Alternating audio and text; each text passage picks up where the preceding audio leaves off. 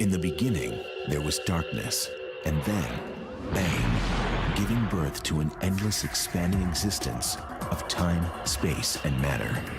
Now see further than we've ever imagined, beyond the limits of our existence, in a place we call the universe. The universe is vast, wondrous, electrifying. But for space travelers looking for a thrill ride, it could be a one-way ticket. It's a place from which you can't return, or at least not in the form in which you went in. Go where no one has dared to venture. Take a virtual tour of the deadliest places in our galaxy and beyond.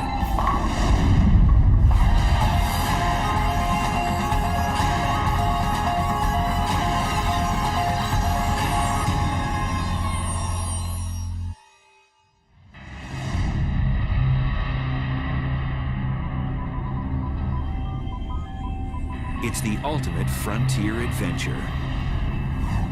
Space travel.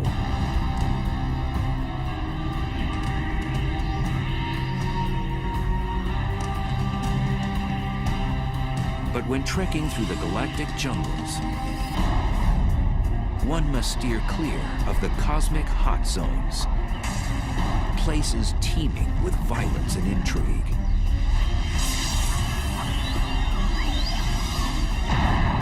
There are dangerous places, certainly very energetic phenomena that are a lot more powerful than atomic bombs being detonated, infinitely more powerful. The universe does seem to be a very violent place.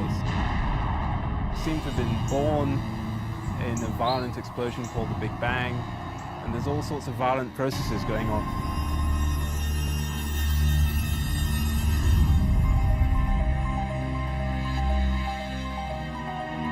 On December 27th, 2004,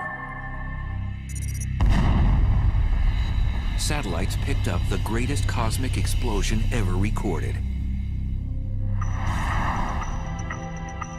A blast 30,000 light years away, which had the power to briefly alter our planet's upper atmosphere.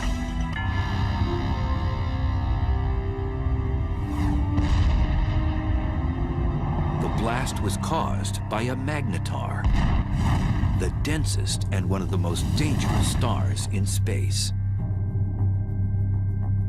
The magnetic field strength of a magnetar is about 1,000 trillion times the magnetic field energy of the Earth. And for reference, this would wipe the information off a credit card at a distance of about 100,000 miles away. Now this distance is sort of half the distance to the moon, so it's very nearby by astronomical standards.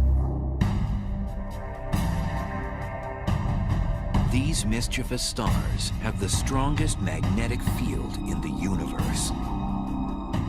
Scientists have confirmed 12 of these rare stars in our galaxy, and there may be more.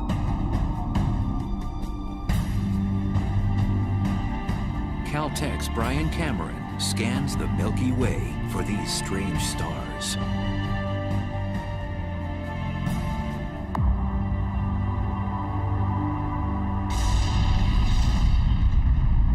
Magnetars are a special class of neutron stars with ultra-strong magnetic fields, the densest form of matter in the universe.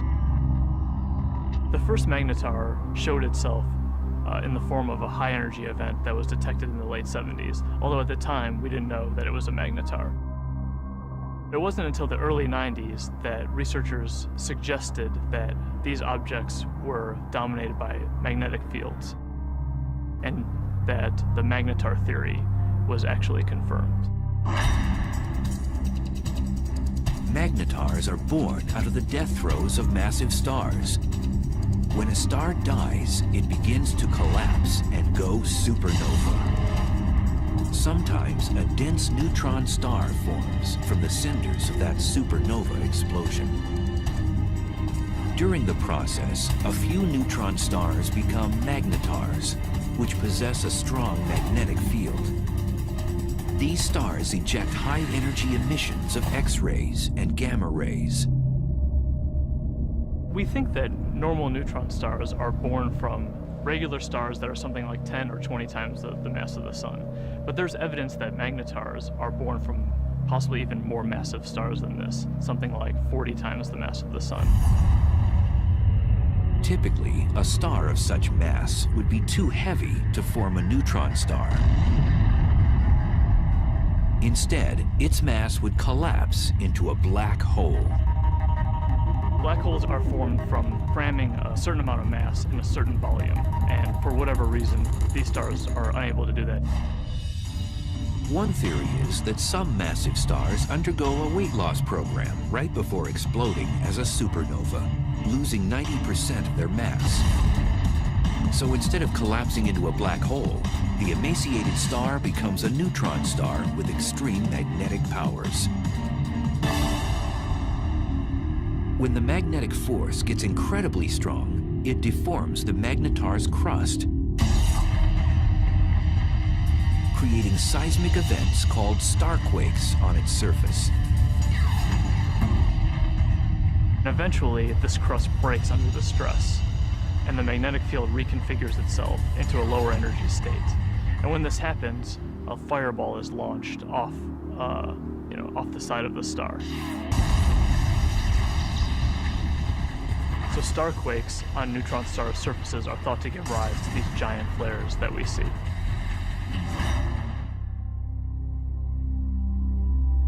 After a magnetar undergoes one of these flares, it outshines all the stars in the galaxy for the few tenths of a second that it's taking place.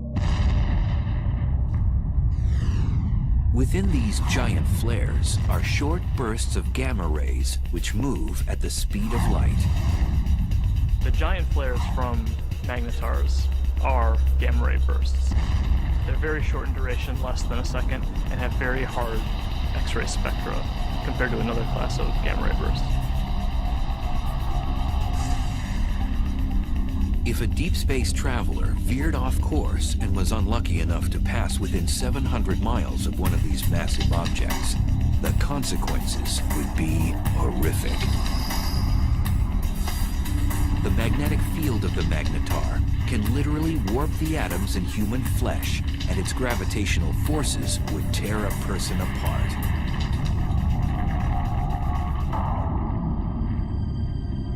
So then, how close would a magnetar have to be to wreak havoc in our solar system? Some suggest that a blast from a magnetar even 10 light years away could produce cosmic chaos that would destroy our ozone layer and cause mass extinctions. The chances of that happening are so low that, they're completely implausible. It would be no different than a regular star passing through the solar system. And we know that the regular star has not passed through the solar system since the solar system formed.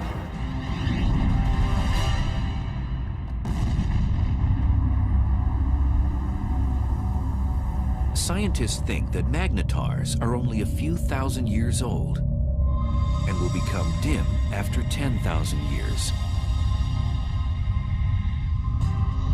We're just now starting to understand the life cycle of magnetars.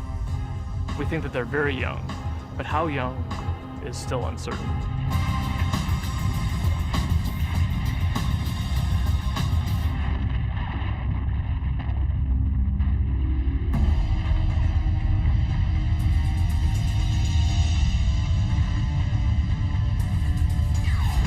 In addition to magnetars, satellites and ground-based observatories have been picking up other violent things in space. Scientists have now confirmed the existence of a phantom-like force that's so strong that it might very well be the most vicious phenomenon in the universe.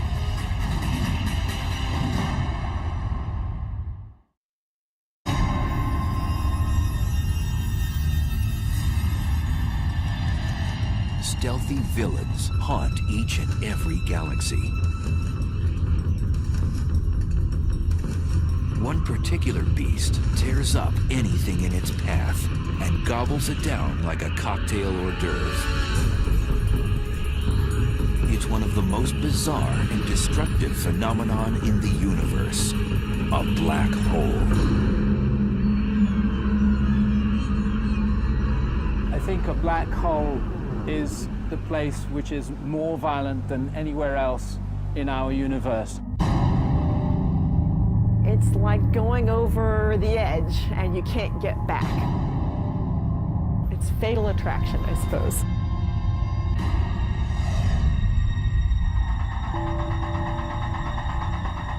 A black hole is a region of space where the pull of gravity is so immense that nothing can escape it, not even light.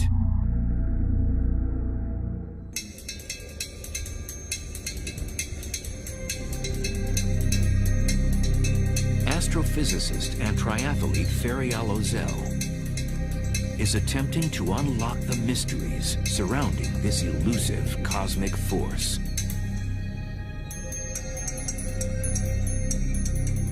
In a black hole, the gravity is so strong that no other force can compete with it, so everything collapses to a single point.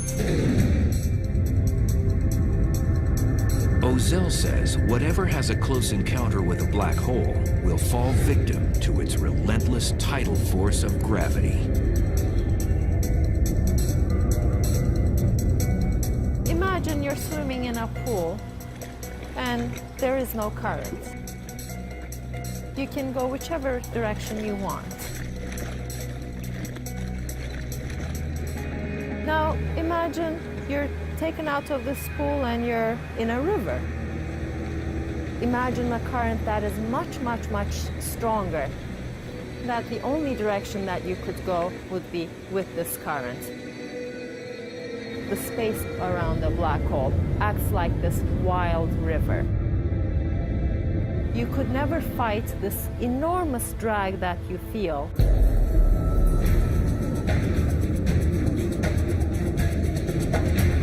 As an object approaches the edge of the black hole, called the event horizon, it reaches the point of no return.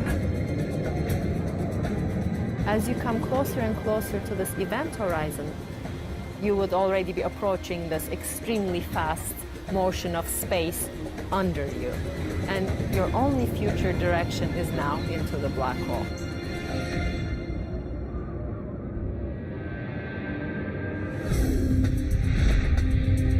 The idea of the black hole as a whole sometimes can be a little bit confusing.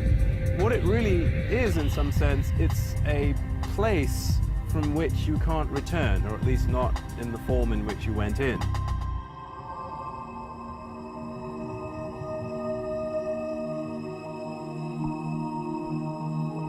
Black holes are difficult to detect because, as the name suggests, you cannot see one by itself because it's black.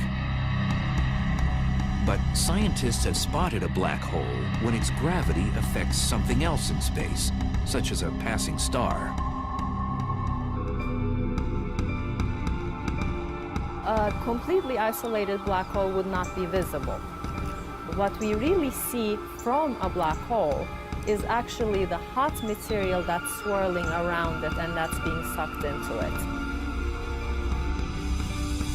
So in the neighborhood of these powerful black holes, you'll get a lot of radiation resulting from the black hole pulling in material and stretching it and twisting it as it's falling in.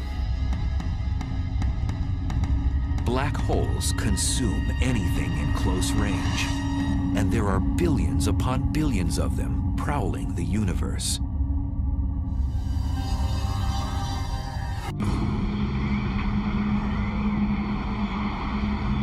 Scientists believe there are millions of wayward black holes throughout our galaxy, the Milky Way. And because we can't readily see them, one could be right next door. So how close does something have to be to get sucked into a black hole? too close to a black hole is about the distance between the sun and the Earth, but that is certainly too close. For future space travelers, death by a black hole would be a violent way to go.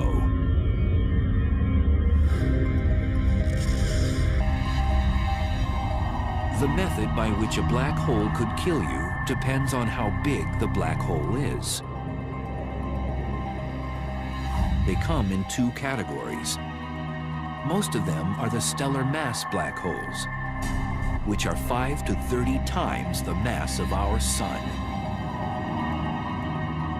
If the black hole is stellar-sized, then the tidal forces near the black hole are strong enough that it will tear you apart tidally, even well outside the event horizon. If you wanted to fall into a black hole, you certainly wouldn't want to fall into one of those. It will spaghettify you. But in addition to the stellar-sized black holes, there are others that are mammoth, millions to a billion times the mass of the sun. And now scientists believe that these monsters hold center court in every galaxy, including our own.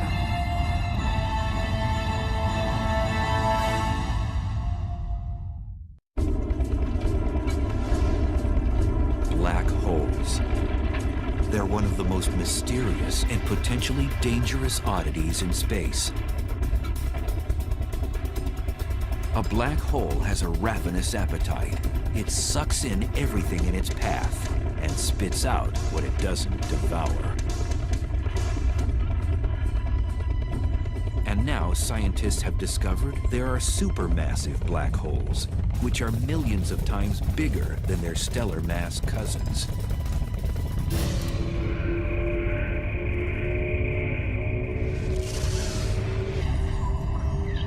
And evidence suggests that supermassive black holes were born after the Big Bang, when the universe was first created. The leading idea is that they would have formed just like a stellar black hole from the collapse of the core of a massive star. But then they grew by feeding grossly from the gas, from other galaxies which collided with them.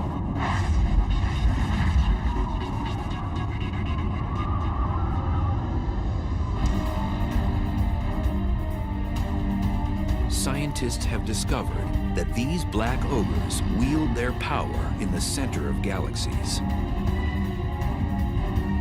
The supermassive black holes are at the center of the galaxy, most likely because they're the most massive object within the galaxy. Massive objects tend to sink to the middle, so you'll always find them at the center of a galaxy. For a long time, scientists didn't think a supermassive black hole existed in our neck of the universe, the Milky Way.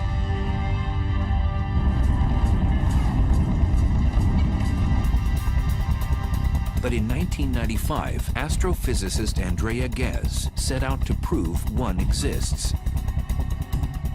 We've done an experiment over the last 10 years to ask the question, is there a supermassive black hole at the center of our galaxy? And the way we did this experiment is to use the motions of stars at the center of our galaxy to test whether or not there's a large amount of mass inside a very small volume. And that's the proof of a black hole.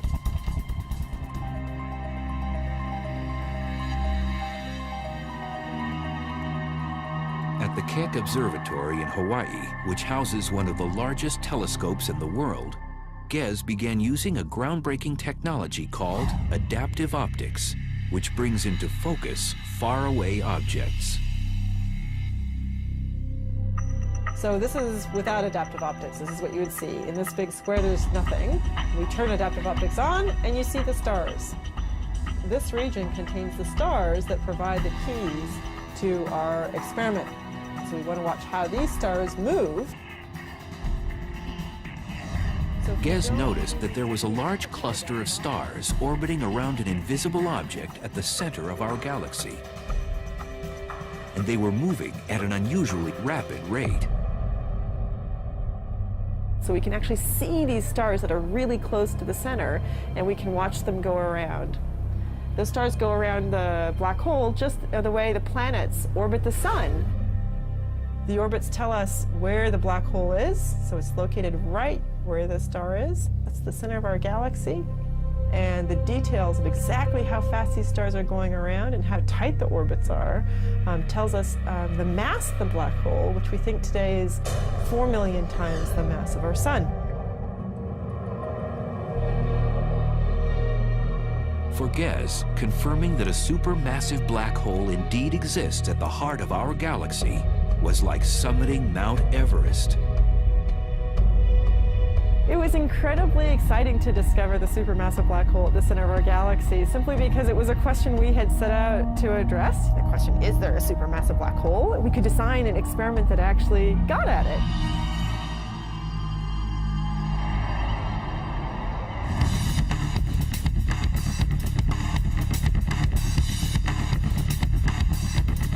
Astrophysicist Andrew Hamilton says death by a supermassive black hole would be much different than by its smaller stellar mass relative. If you want to go and be a tourist and have the ultimate experience of falling inside a black hole and finding out what's really there, go visit a supermassive black hole. Much better idea. Unlike a stellar black hole, which would rip you to shreds before entering its deadly vortex, a space explorer could actually experience free-falling inside a supermassive black hole. Inside a supermassive black hole, it turns out that even though the black hole is more massive, it's also much larger in size, and that means that the tidal forces are weak enough that you could pass through the event horizon and fall deep inside the black hole without being tidally torn apart. But deep down inside the black hole, the centrifugal force of the rotation of the black hole provides effectively a repulsion. If there's any matter at all inside it, then stuff that's falling in will tend to collide with stuff that's trying to get out. And the result of that collision of energies is an unimaginably chaotic maelstrom of super hot, dense plasma. And in that case, your fate is that it can roast you.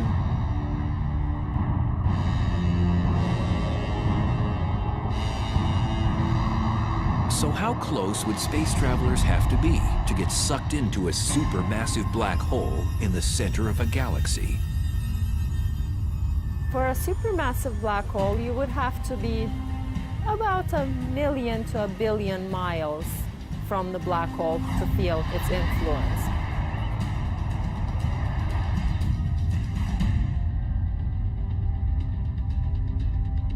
Over the years, the Chandra X-ray Observatory has caught our galaxy's supermassive black hole nibbling on cosmic matter, not binging like other supermassive black holes. Our black hole is today inactive compared to other black holes. Our galaxy has very little gas at the center, and so there's nothing really for the black hole to feed on. It's not eating very much. It's going on a bit of a starvation diet. Our galaxy's supermassive black hole appears to be fasting. This is partly due to the fact that as a galaxy ages, less and less matter is present for it to gorge on.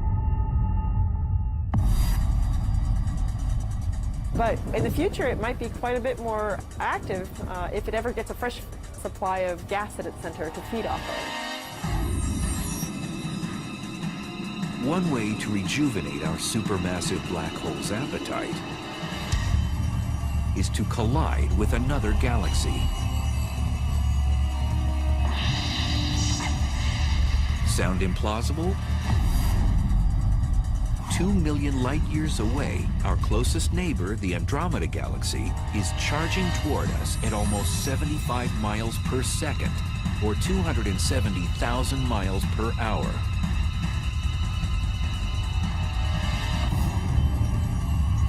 In the future, scientists predict the two galaxies will collide. And upon impact, the larger galaxy may engage in one of the most primitive acts known in the universe.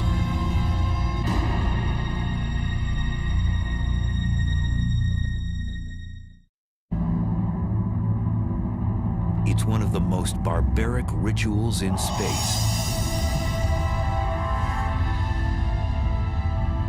A larger galaxy eats a smaller one.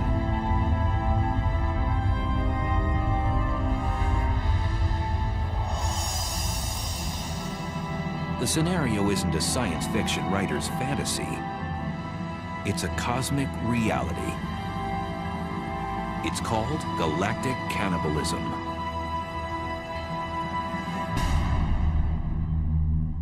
The ghastly event can occur on the celestial highway when two galaxies have a head-on collision.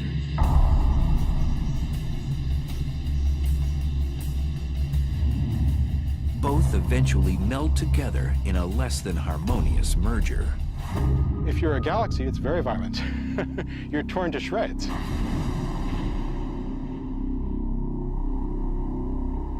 Joshua Barnes studies galaxy mergers. Acting like a crime scene investigator, he admits his research is a bit like inspecting a car crash.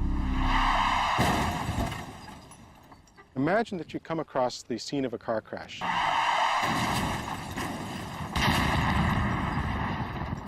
Two wrecked vehicles, but no witnesses. Nobody to tell you what happened. All you have is the physical evidence. That's basically what we have to do when we study colliding galaxies. So there are no witnesses to a galactic collision. All that you have is the present state of the wreckage. So you have to conduct a sort of forensic investigation to try and figure out what happened on the basis of what you have today. If they collided head-on, you would know because the fronts were squashed up, but if they, say, sideswiped each other, which is actually more likely in galactic collisions, that would leave you a completely different pattern of wreckage, and you could interpret that. So what causes galaxy mergers? It's gravity. Everything in the universe is falling freely through space, and where you've got two large objects like galaxies, their mutual gravity pulls them together, so they fall into each other. So it's really just the force of gravity pulling things around. The galaxies that we're seeing colliding today, most of them have been bound and destined to collide for upwards of 10, 15 billion years, and they're only now just making it to that first collision.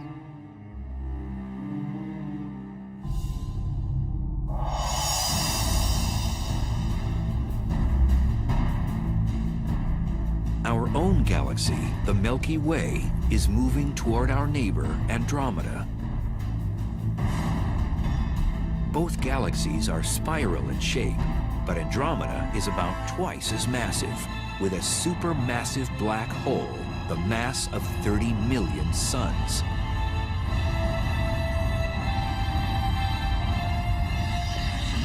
It'll look a lot like a dance. And you see the two galaxies come close together, so they kind of dance around each other, getting closer and closer and moving faster and faster before they finally come together. But at the point of impact, these galactic dancers will do more than pirouette. Each one has a spiral disk of stars, and then surrounding that, a halo of dark matter, invisible material that we can detect by its gravitational field. These two dark halos, which are much larger, will overlap as the galaxies pass by. Eventually, as the two galaxies spiral around each other closer and closer, you can no longer distinguish them as separate systems, and finally the nuclei merge.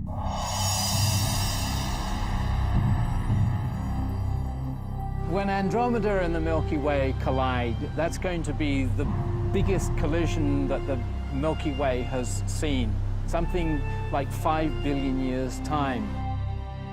The good news is that we, the solar system, will have a grandstand view. What will happen is that two galaxies, their spiral disks, are going to get tidally torn apart into fantastical shapes.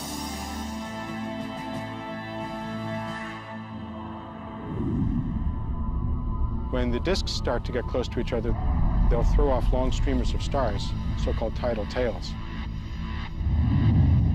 And what happens to the sun and the solar system, should we still be around, it really is hard to predict. We could get lucky and be on one of those tidal tails and get a sort of bird's eye view of the whole process as we fly out. Or we could get thrown into an orbit plunging towards the center of the merging galaxies.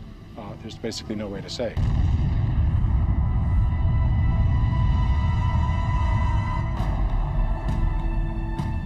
During the merger, if our solar system moves through the suburbs or the edges of Andromeda, we might not notice anything. On the other hand, countless stars and space material could be propelled towards the planets, potentially disrupting their orbits around the sun. Moreover, the entire galaxy could face cosmic upheaval. We could have consequences which would nonetheless be dangerous. First of all, we could have a lot of star formation as a consequence of the merger. Currently, both the Milky Way and Andromeda Galaxy have plenty of interstellar gas, the raw material from which stars are born. Now that would mean a lot more evolved stars, supernova, going off in our vicinity. And that could create shock waves, blast waves, bursts of cosmic rays, which would have nasty consequences.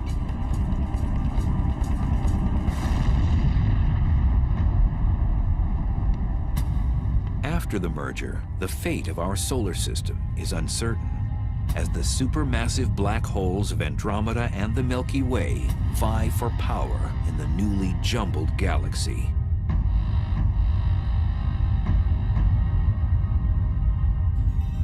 When they merge, they're going to form a new galaxy, and these two supermassive black holes will gradually spiral into the middle of the new galaxy. They will be a binary black hole for a short time. And these black holes will start to swallow gas as the collision stirs things up. Gas will fall into those black holes. They're going to turn on. They're going to start emitting radiation. But the potential for fireworks, possibly for fueling the black holes at the centers of the galaxies, matter falling into them, possibilities like that do exist. And then the only safe place to watch the process would be on one of those tidal tails riding out and escaping the collision.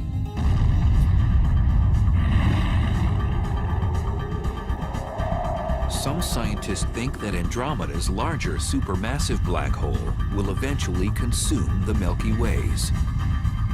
The two black holes will spiral in the center and become a binary black hole, and ultimately will merge with one another to become yet an even bigger supermassive black hole.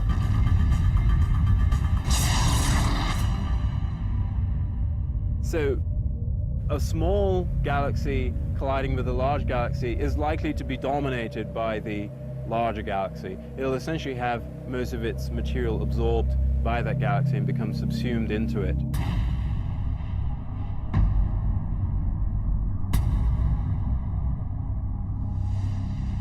Scientists believe galaxy mergers are a way of life in the universe.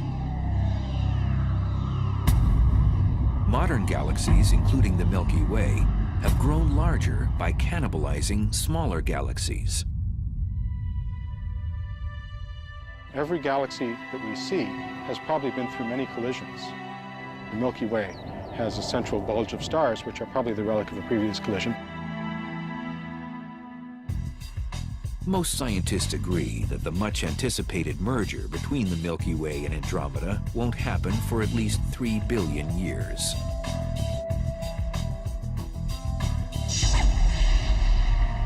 But there may be more immediate dangers in space.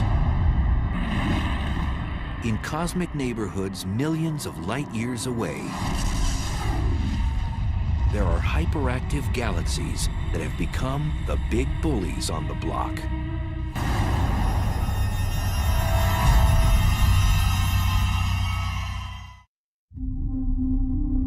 At the heart of some galaxies lives a cosmic monster. It transforms a run-of-the-mill galaxy into one of the brightest and deadliest in space. Quasars are peculiar objects, each powered by a supermassive black hole that continually swallows large amounts of matter, 10 to 20 stars every year. At the core of these objects lives a very large black hole. And the role of that black hole is to actually generate a huge amount of energy.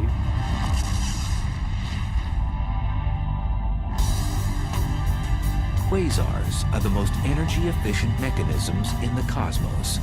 They give off more power than 100 normal galaxies. And they're 10 trillion times brighter than our sun.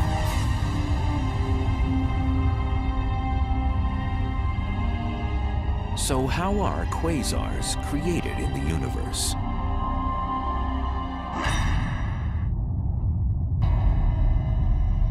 There's a fairly good connection between the last stages of a galactic merger and the so-called quasar phenomena. If that really happens in the case of the Milky Way and Andromeda, we could have, for a period of some tens or possibly even 100 million years, a quasar active in the center of the merged galaxies. And a quasar puts out about 100 times as much energy as a typical galaxy. And if we were actually thrown into an orbit which took us towards the center of the galaxy, we could get very close to that quasar and really get scorched. The word quasar stands for quasi-stellar radio source, which means star-like emitters of radio waves. The word was coined when the quasar phenomena was still a mystery. Now we know they're not star-like at all. In addition to emitting radio waves and visible light, quasars also give off ultraviolet rays, infrared waves, X-rays, and gamma rays. All deadly if something or someone gets too close. A quasar is a supermassive black hole at large distance that is active. It's powerful, it's emitting light, and we can observe it in many wave bands. Quasars were first discovered in the 1960s, but as radio telescope imaging got better, astronomers discovered that some of those quasars also have powerful jets beaming out of them. These particular quasars are called blazars, probably some of the most violent phenomena in the universe.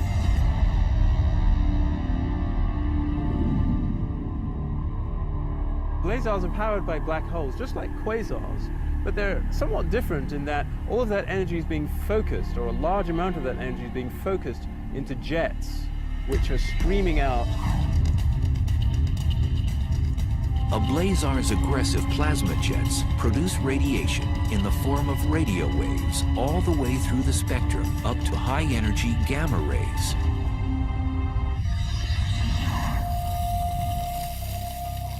Astrophysicist Glenn Piner has been investigating the physical conditions at the centers of these exotic galaxies.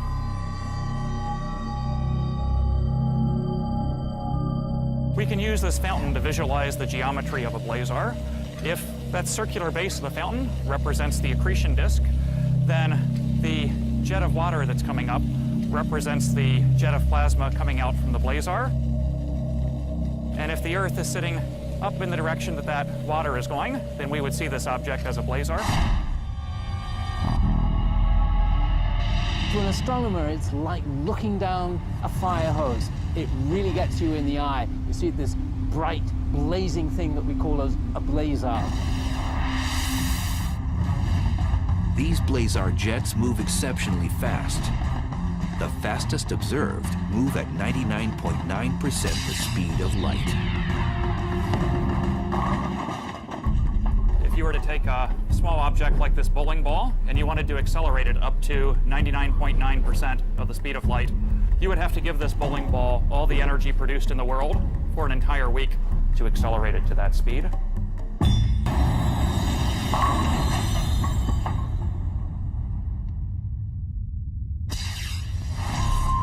And in these blazars, we're accelerating not just small objects like bowling balls, but large masses of the mass of the planet Jupiter or larger to those speeds. So they're being given incredible amounts of energy by this efficient engine. blazars pose unimaginable consequences to cosmic objects that get too close to its deadly jet. If there was a planet relatively close, a few light years from the actual jet, the radiation on that planet could be millions of times what it gets from the star. It would be continually exposed to high levels of radiation. So I don't think we want to look for life on a planet that would be orbiting a star that's in a blazar jet.